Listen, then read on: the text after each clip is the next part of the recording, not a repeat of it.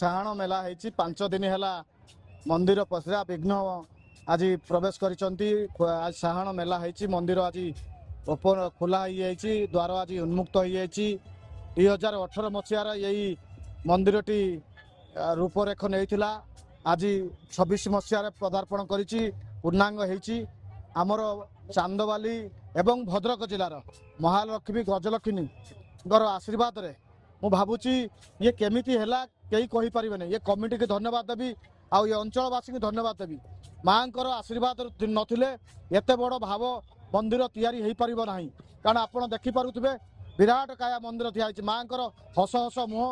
ଲକ୍ଷାଧିକ ଲୋକ 5 ଦିନ ହେଲା ଲକ୍ଷାଧିକ ଲୋକ ଜିଲ୍ଲା ବାହାରୁ ଆସି ଏଠି ଦର୍ଶନ କରୁଛନ୍ତି। ମେଳା ଜମିଛି।